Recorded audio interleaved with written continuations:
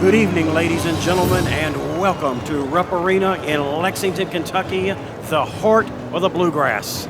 You don't realize how big Rupp is by watching it on TV, or sitting setting up in the bleacher or in the stands, looking down on the court. But when you get down on that court and look up, it's a whole different atmosphere. For the championship game of the 65th Annual Kentucky High School Athletic Association Boys Sweet 16 State Basketball Tournament, the greatest show on earth. Just great emotion. I mean, as a high school basketball player in Kentucky, that's the dream, to think you're playing on Saturday night in the Sweet 16 and everything's focused on you now.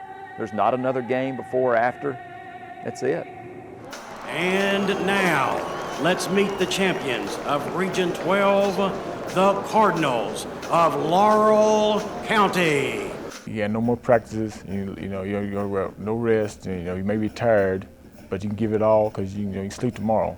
So just go out there, give everything you got, have no doubts that you did everything possible that you could do in this game. So you can't right tomorrow and say, if I did this, if I had extra steal, if I did a rebound, if I blocked out, we could have won the game. So you leave no doubt, and I think as a coach told us, go out there, leave it all on the floor.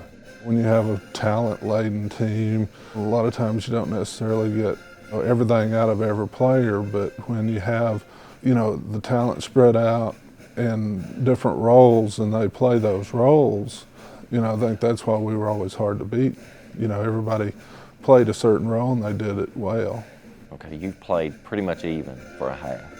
So all you have is, you've got the last 16 minutes you're going to play in high school to win the state tournament, and you're only down 2 points and you were down 8. It was awesome to have us leading a cheer and everybody, or the majority of the auditorium, cheering with us. So I do think we were the underdog. We weren't supposed to win it. They had a lot of horses on that North Hardin team too. I mean, they had Valentine and Burrow and Barker and Marvin Watts. They were really good, but we were so determined we weren't going to come out there unless we won. It was gut-wrenching for me and certainly the players, but we'd been in some close games with some tough teams, and we weren't going to fold. A lot of people, hands over their face, a lot of people praying. I saw some people down on their knees, turned around with their elbows in the seats praying. Coach drawed up the set that he thought they would be in, and sure enough, when we came out of the timeout, that was exactly the set that they were in. It's going to be interesting. Only 3 seconds now. North Hardin with it. The guy throwing the ball in for them overthrew their center. And as the ball was going out of bounds, Paul Andrews grabbed it by instinct. I take about 3 steps and all of a sudden it's overthrown, and here comes Andrews dribbling the ball. So now I sprint back to the other goal. I looked up and I have teammates that are running everywhere. I have cheerleaders. I see cheerleaders running everywhere.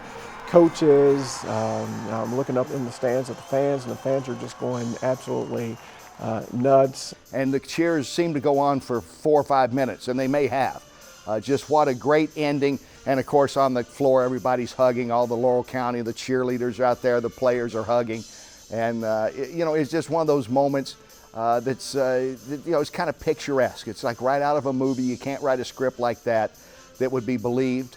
And Laurel County just won the state tournament with one of the great plays in state tournament history. After the game, I told in the locker room, I said, look around you. Don't never forget this moment.